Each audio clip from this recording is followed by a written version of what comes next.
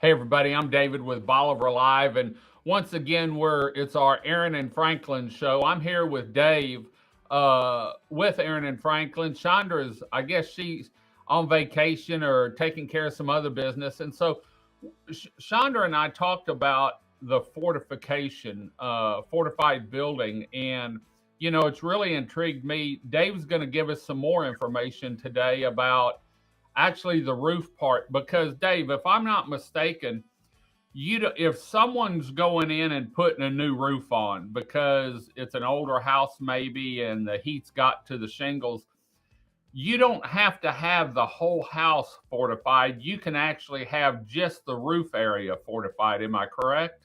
That is correct. Yes, you can actually just do the roof and get a fortified roofing designation. It's a lot more documentation on the roof. There's some additional things as far as how you do the underlayment.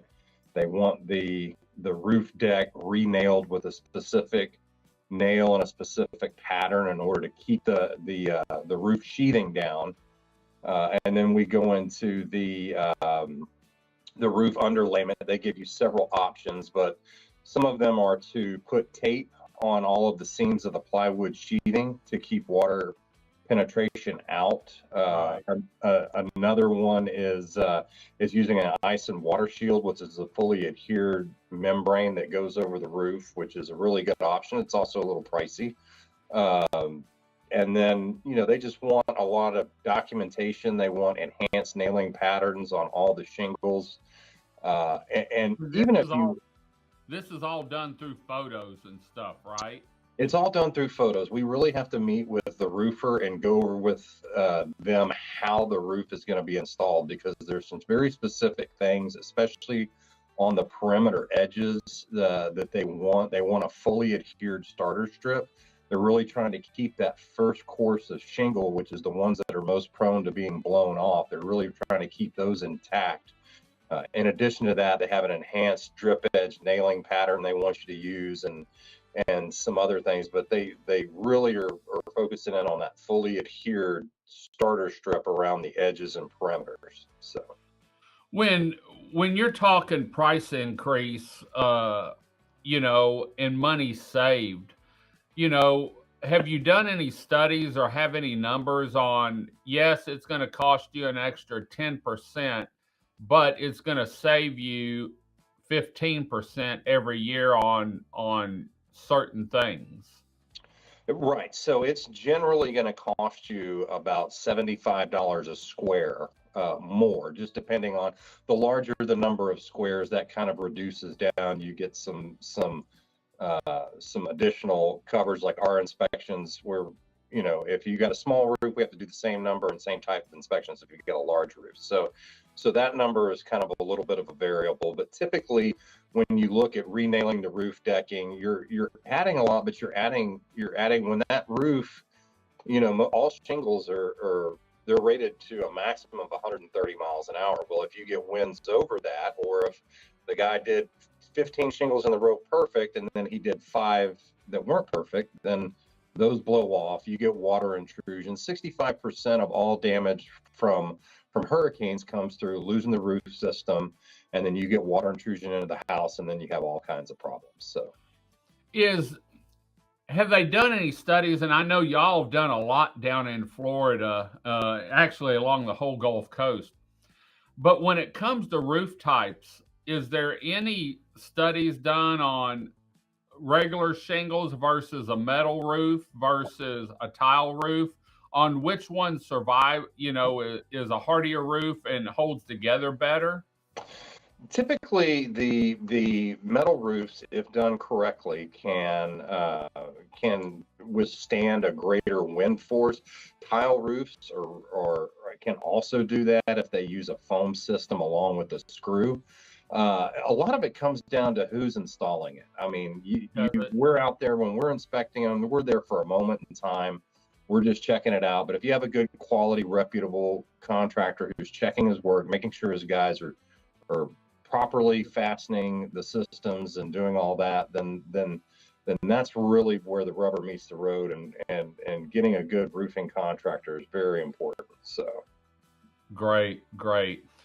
Is there what other things, like if you're doing new siding on a house, um, say you do a new siding and you're not doing the roof, can you get the uh, protection when you replace the siding also, What and we sort of do it in stages? Right. It's usually just for the roof. I think with the way that the insurance companies are leaning, a lot of we've gotten had some of our associates with State Farm and USAA who have told us they're only going to be writing policies in tier one and tier two counties if they have a fortified gold, and they'll consider them with a fortified roof.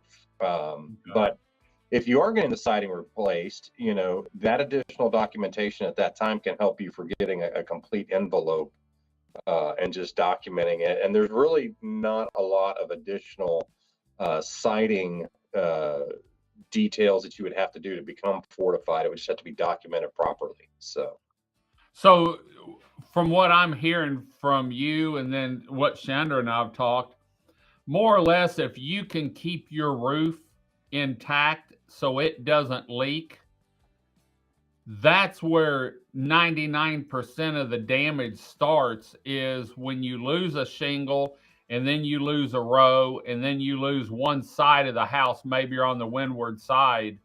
Water gets in it if it's not sealed right, and then it goes throughout the house, because you and I both know, if a storm comes, you can't get back in here immediately to start pulling sheetrock out. And if you do, you definitely need to take pictures and video before you do anything to your house. But if you can keep the roof intact, more or less, your chances of surviving a storm without anything major is real great if you have the windows and the siding installed right. Correct. And that is roofing. 65% of the damage, maybe more than that, comes in from the roof. You start losing those shingles, you get water coming in, then you got sheetrock problems, and you've got, Right. flooring problems, and, all your pictures and photographs and everything you've got in your home starts to get ruined. So if you can keep the roof on, you have a real good chance of keeping the house together, especially on Bolivar, where there's a lot of new construction. It's all been done to the code. We've already been enforcing continuous load path out there, and really, Right. transferring all the loads from the roof all the way to the ground. So those houses will take a lot. Now, of course, you get something happens, and you get a big something hits a window and you lose the window. It goes from a partially enclosed or a fully enclosed structure to a partially enclosed, and Right. that's when you start seeing a lot of additional damages. Once that building envelope is damaged, then you start seeing a lot of issues. Well, and during Ike, we had a lot of old houses down here, and I felt, one, we had tornadoes down here, but two, you get one house that's older house built on the old pilings, the creosote where they were rotten, and that house went down, and then it floated into another house, and it went down or leaned over, tore it up, and it was just a domino effect. I think a lot of it was down here, and it was not funny, but you could go to certain areas, and that's where everything was piled up. If there was a catch there, it all piled up there. Either it washed away with another wave, or it was there whenever we returned. That's right. We actually after Harvey were in Rockport, and we looked at some houses that actually were newer homes but had failed, and one of the reasons that one of them in particular had failed was because it got several boats stuck up underneath it, And and it lifted it up. those boats just started clogging everything, and then the water loads on those boats, they couldn't get past the pilings. So in a V zone, you have breakaway walls. They're designed to fail. They're designed to, when the water starts coming in and crashing on those, that they can just go around the pilings and not Right. have any issues there. But when you get a lot of debris in there, that's when it really starts pushing on those piles, and it can actually, push an entire house over if you get enough load going on those. So Great, great. Well, if people want more information on the fortified building and maybe the roof, maybe they're going to get a roof put on this year, where can they go to get more information on that? I think just go to Aran Franklin's website, www.aranfranklin.com, and click on a link. You can call the office anytime. We'd be happy to talk to you. We have a Stephanie, who is our fortified sales team lead. She's a good resource and a good person to talk to about that. So, And just real quick, if someone builds a whole house fortified, they can save quite a bit of money on their insurance, can't they? they absolutely can. Even doing the roof, you can save. You're going to save money if you go through a State Farm or Farmers. Now, if you use an impact rated shingle too, you can save through TWIA. But the entire house, we had recently a customer who was getting quotes of $16,000 plus, and when they looked at applying the fortified designation through State Farm, it cut it more than half. Really? So yes, and that's the lifetime of the home, as long as State Farm's writing policies in the area. Yeah. Right. And, one thing is the cost of the home is one, most people are going to finance it. And so it may make your payment a little higher. But when you can drop your insurance 25, say 35 to 50%, man, that's a lot of money on a six. You're saving $8,000 a year on that one particular house, or even if it was $6,000 a year over, 10 years, you're looking at a lot, $60,000 that you can save if my math is right this early. But it adds up.